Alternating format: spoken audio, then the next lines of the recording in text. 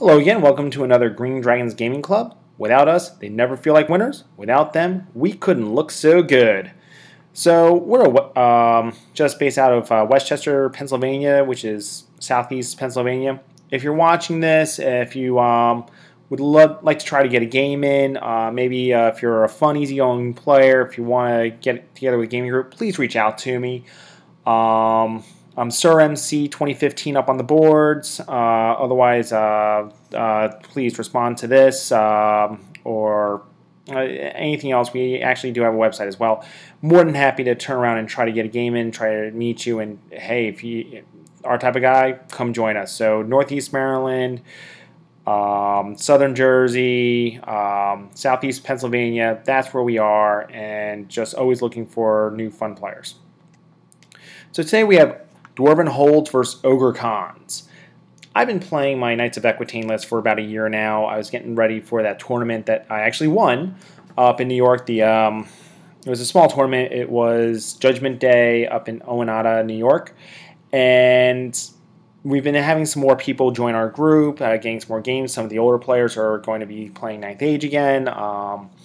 And they're having some interest back there. So the only army that's not being touched by almost anyone is dwarves. So I had to show my dwarves a little love. Ogre Cons are going to be played by Ryan, who's I've had battle reports with him in the past before. I'm going to apologize now. Basically, it looks like white versus gray because some of his stuff, a lot of his stuff is not even primed, and my stuff is primed. A good chunk's not painted, but that will get rectified, and going forward, you'll start seeing that in these videos. So I didn't have a major picture or large picture of both armies, so instead I actually took the list and wrote it down. So I have a king on a war throne, which I'm going to be hand making. If you actually know of a war throne that's the 40 by 60 inch, do me a favor, let me know what company's making it, because I'm definitely looking for that. I saw some avatars, like some beautiful models, but I have so many dwarves. I'm cringing right now as to how many dwarves that I have. It's unreal. I can probably field about 20,000 points worth of dwarves. I'm not being facetious with that. But the throne, I'm actually probably going to end up hand making one. So hopefully it'll look good. I've got, he's got what you see there, 2 runesmiths, Thane, and then that's a BSB, and then a clan leader. Then I have an engineer with the worm, Slayer rocket, and shield. 10 marksmen with crossbows, because the reason why I wanted the smaller unit with crossbows, I wanted that range. Strength 4, it's got the, so it's going to be gaining an armor by 1, but I wanted that 30-inch range. And as for the 12 clan marksmen with guild-crafted handguns with champion and shield, it's +1 to hit. Of course you want that. Strength 4, armor piercing 1, absolutely. So then I've got the 25 warriors full command with spears and the banner of courage. The clan leader is going in there. This was my mentality. Put the clan leader in. This way, hey, look, you want to hit my flank? Sure, you're going to have 4 ranks of spears. You want to hit my front? Sure, you have 4 ranks of spears. Bring that monstrous beast, that cat monster, that cavalry unit. That is my anvil. That will, with all that, it's already AP2 because I throw a runesmith in there because the AP stacks. That is an anvil unit. 10 warriors with great weapons and a champion. That's a chaff unit. 10 forge wardens with champion. It's a shooting unit. It's still, to me, I use it more as a throwaway. I don't care, even though it's 150 points. I don't care. 17 Kingsguard. I usually field the old Iron Breakers. I don't even know what they're called. Deep Watch or whatever. The reason I went with Kingsguard is they have 2 attacks each. They're always strength 6. They're strength 7 on the charge. Then you give them AP. Hitting a lot of those knights with that 1-up armor save, no one wants to go near that. Throw my king in there. My king is going to be ruthless. With the throne, I have so much hatred going on throughout the game. It's like, who wants to go up against that? You're right. You're going to kill easily 3, 4, maybe even 10 on the opening round. They're still going to hit you back. They're still going to be wounding you, and it's just not going to be pretty at the end of that. Flame Cannon with a runic struck, engineering rune. I've always loved the flame cannon. It's short range, but it's an infantry killer. It's it's Ogre Killer, it's multi-wounds, it's flaming. Hey, look, you have regen, I don't care. I've always played with that. Even back in 8th and 7th edition, I was playing with a flame cannon. Only one organ gun, rune crafted, giving it the +1 to wound, and then a basic cannon. Why? I'm a dwarf. I need a cannon. Ogre cons. So he emailed this, which is why it looks a little funny. He has a great shaman that's a level 4 of fire. The cons: 9 tribesmen, Iron Fist, which 6 bruisers, 3 bombardiers, 6 mercs, 5 scrappling trappers, the 2 Tusker cavalry with Iron Fists, 2 yetis, a frost mammoth, thunder cannon, and kin eater. This is the same list that he has used to eat, flat out to eat my Knights of Equitaine. Same list. And to me, I don't know when it happened, when Ogre Cons became this shooty list. Because now it's shoot and then beat you in hand-to-hand combat. Because, hey, look, you may have better weapon skill than me, but you still need fours because I have Iron Fists. I have parry all over the place. So he's a very good player. He's got the saber-tooth tiger running around as well. He actually had 2 saber-tooths in his list. And the thunder cannon. So, and the one thing with the thunder cannon is, I was, just so everyone knows this, I'm sure a lot of people are going to say, no kidding, you idiot. Thunder cannon is a chariot. It's not listed as a war machine, even though it's an artillery piece, therefore it can move and fire. And I was like, but it's artillery. How can you move and fire? It's under the rule for war machines, not artillery. So always keep that in mind. So we already started the game. And I'm like, oh God, I need to grab my, where's my phone? Let me grab the phone. So turn 1, he turns around, he moves up, he moves his yetis up. If you see the Dark Elf repeater bolt throws, he forgot his little goblin guys, so he was using that. And as I said, there's his gray army. I apologize now. We're working on it. Now that we're done, he's no longer doing his VC stuff. He's going to be either using that or his orcs and goblins, and I'm going over to dwarves. So, and there are my dwarves below. Again, I know they're primered. Some of them are painted, but they'll all get painted. They'll all be nicely done. Give me about a month or 2. So there's that. He moves up. So now it goes to, and that's where I am in terms of everything. So I'm going to go back a quick picture. He deployed everything first. He had his battle line drawn out straight across. And on the far left-hand side of the corner, on my side with the dwarves, there's actually a hill. And he's like, thinking, I want first turn, as I want to get over there before he has a chance to shoot the crud out of me. And he's going to go for that hill with all his war machines. I avoided it like the plague. Hence, I'm in the other corner. There are my books sitting on top of the hill. Went nowhere near that because of that one piece of impassable terrain. It's going to force him to split his force up to come to me to either go ahead and go battle with my king and that anvil unit, or go after my spearmen and that anvil unit. And meanwhile, I still have that shooting going on. So I went much more the traditional list. I used to always play a go out and get you, and what I found is because I played that go out and get you, I was losing my artillery.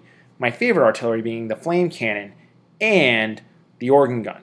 Organ gun still has 30-inch range, but if I'm already across the board on turn 1 or halfway across the board, it's not going to give me as much support as what it's designed and meant to do. And there are my handgunners near the organ gun. With the handgunners is my engineer. So bottom turn 1, because he did go first. My shooting goes off. I did 1 wound to his yetis. I killed the saber-tooth tiger, and I killed 1 ogre. So overall, not bad. He ended up killing 2 of my the Forge Wardens using a fireball. I failed 2 of my 2-up ward saves. I failed 2 of them. I was shaking my head at that. And yes, I know the king is not on the appropriate base after this game because I kept turning to him like, yeah, it's on a 40 by 60. It's on a 40 by 60. It's a 40 by 120 that I put down. I don't know. You guys can yell at me later. So now it's Ogre gone turn 2, and I did an extra wound on one of the ogres there. So again, he charges in with his Yetis into the Forge Wardens, which are the gunmen on the left, and otherwise everything just kind of moves up. Magic was fairly ineffective, so close combat, he killed 5 of my guys, and I did 3 wounds to him. So I lost combat by 2. My general was within range, so they made, and as was my BSB actually, but they made it with like a roll of a 5. They weren't going anywhere. The 3 dead warriors, that was done via shooting because again he moved up. There's no penalty for moving with his army because everything's either quick to fire or they have that special rule. So he killed 3 of those warriors with the great weapons. Again, didn't run. My general was close at hand. So now it's dwarves turn 2. So I charged into that one Yeti, trying to save my Forge Wardens. So they charged into the flank there. And what else do I have? That was it. Otherwise, I just simply moved everything up. Got some reroll armor saves in my magic phase on my spearmen. And that's it. So now my shooting phase goes off. Shooting phase, much more effective this time around. Granted, my flame cannon only killed 2 ogres because he only touched 3 of them, but he still killed 2 ogres. And the organ gun opens up, and then the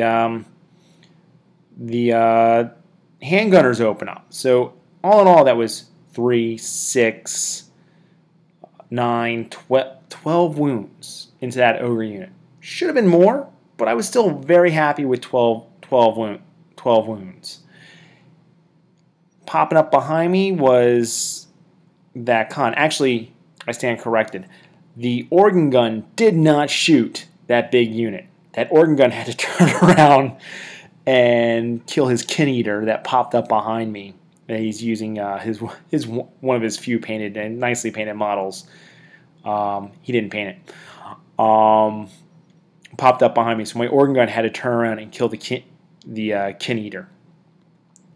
So again, there are those 12 wounds, 6 of which were from the organ gun, the other 6 of which were from the handgunners. So overall, I was very, very happy with my shooting phase. There's the picture of what did it.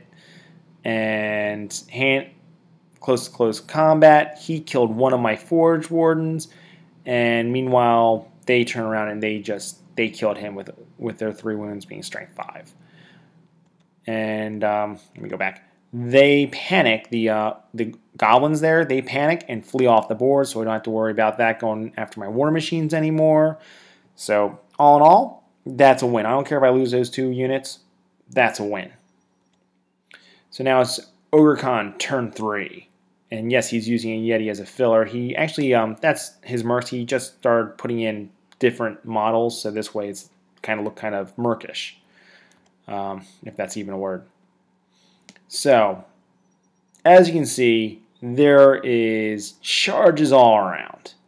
So it's his turn 3. He charges in with his cavalry into what's left of my my warriors with great weapons, and he also charges in with his BSB and what's remaining of that 1 unit of tribesmen into my unit of clan warriors. So, hey, I can't do anything about it. And meanwhile, he moves his mammoth off. He's like, okay, you'll be -3 initiative. -3 I'm like, you're already initiative whatever. I'm already going second. What are you doing to me here? So, pardon me. Found that pretty funny. He's like, yeah, I don't know. This is an all-comers list. -3 initiative does next to nothing for you because I'm going before you with literally everything in my army. So he also did charge my my other marksman, my crossbow I was using as chaff. I chose to flee from the charge reaction because they weren't going to hold up to guys with the great weapons or anything like that with his mage in there. And the last thing I wanted was that overrun taking place in an area that I didn't want him to be, and he actually had potential to run it. He just had a potential of going somewhere I didn't want. I wanted to get the charge off on him. Unfortunately, they chaffed me up by 1 inch. All I had to do was roll 1 more inch. They would have popped through the other side, and that would have freed up my my Kingsguard. And then my Kingsguard, there's nothing on that side. My Kingsguard could not have taken care of. At the same time, they're providing my Kingsguard with some cover. Gray area. So how I felt about it. At the time, I did not like being chaffed up. So there's that. And then he turns around in his magic phase. He gets one of the fire spells off that gives him +1 toughness and 5 up ward save. All right, nothing. He got it off. I actually did try to dispel it. Nothing I can do about that. Nothing else was happening for him in terms of magic phase. And believe that was it. So I want to go back a quick picture. He's like, there's no way I won that combat with the spearman. No way that should have happened. He charged in, so he's got his impact hits. He has his BSB, his Ogre Con in there, his con. He's got the fur of the Yeti or something like that as one of his items. So it allows him to reroll 1s to hit, to wound, and 1s on armor saves. So he's like, should not have happened. So he does 5 wounds to me after impact hits. He actually fails his impact hits because I have my rerollable armor save. So I saved everything there. And he loses the combat by 1. His general's too far away. Even with the reroll, he's still leadership 7 at that point because of his con. He rolled a 9 and then a 10 on his 2 dice rolls, if memory serves. But either way, he failed. So they not only did they run away, they got caught by dwarves. The Stumpies caught them. Didn't want to run quite that far ahead, but the Stumpies caught him. I was very proud of those Stumpies. So over here, he turned around, he demolished those warriors. Of course he would. I don't even think I did a wound to him. No, I did do 1, but he armor saved it. And then he overran off the board. That was it. Of course, everything else was too far away from the initial combat for me to care. So now it's that should read turn 3, but dwarves turn 3. I moved my king over in my 1 unit over there just so when he pops back in, if I need to if I can charge out, I can do whatever I need with my king. I've got 18-inch leadership bubble because of the throne. I'm not worried about that. By the way, we are doing capture the flag, so I just captured one of the banners. And what else? And all my hatreds, I rolled for 3 additional hatreds, so I have 4 hatreds, so I hated every single one of his blocks, being his mercenaries, his tribesmen, his hand cannon guys all the way over there, and the guys with the great weapons. You know, I hated everybody. And then that's that. So I rally fleeing troops. I position myself to wait for a charge. And that's it. So then it was on to shooting. I figured shooting, I might have... Oh, and he's leaving his cannon back there. His cannon and my cannon were like taking pop shots at each other, doing absolutely nothing. So onto the shooting phase. That thing finally dies. My cannon redirects rather than shooting at his cannon. As I just said, we're having pop shots at one another. Shoots at that, does 3 wounds. Then my flame cannon does another 3 wounds. And finally kills that thing. Then my organ gun, even with all the minuses and everything else, kills one of those guys, the guys with the great weapons. and now it's Ogre's turn 4. So he turns around, he doesn't charge in, he chaffs me up because he's like, nope, not going to charge yet, everything's kind of still too far away. I'm like, okay, well, I have to charge the dog because if I don't get rid of that dog, let's say I save it for shooting or whatever, if it starts to go after my war machines, I've got a serious issue.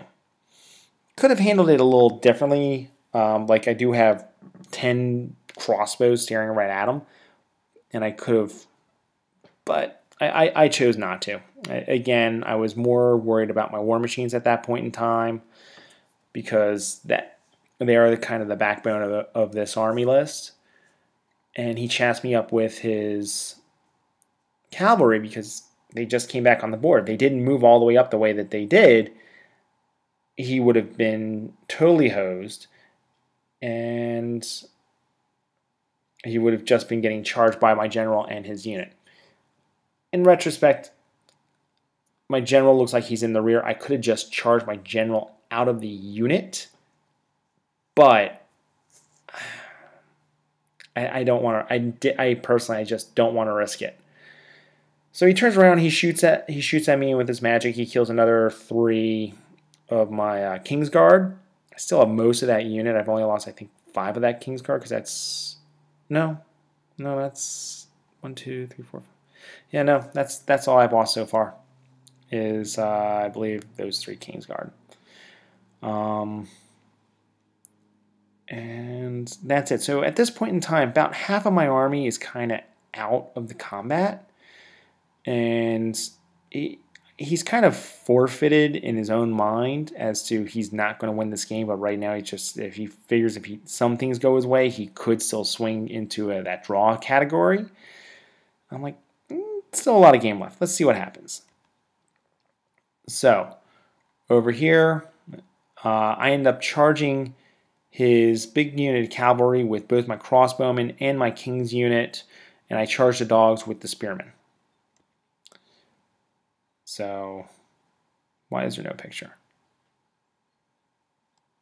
That was a shooting phase. Okay. Don't know what happened to those missing pictures. I'll blame my phone. So, obviously, I killed the dog. I killed his cavalry outright because he did turn around and save all but 2 wounds from the king. Problem is with what I have on the king, he's doing D3 wounds. The hammers never even got a chance to swing. And throughout this whole game, I don't think any of the hammers got a chance to swing at anything. Or the Kingsguard got to swing at anything. So, over here, turns around, and that is that. I ended up killing another merc via shooting. Don't know what hit him, but something hit him. And that was that. So now it's Ogre's turn 5. He kills my cannon. His cannon finally, he charges in with his marks into my spearmen. He finally is able to get a hit on my flame cannon and magic and everything else. So he does 1 wound by one guy, 1 wound by another guy, and then finally his big cannon finally comes to play and kills this 3rd gunman. However, with that magic spell from that turn, that turn around and did 1 or 2 wounds to my cannon before his cannon got the chance to shoot, he blew himself up. He got sucked into the warp, or whatever 9th Age is calling it now, because he rolled 5 dice for Fireball, in which case he rolled really high. I did try to stop it.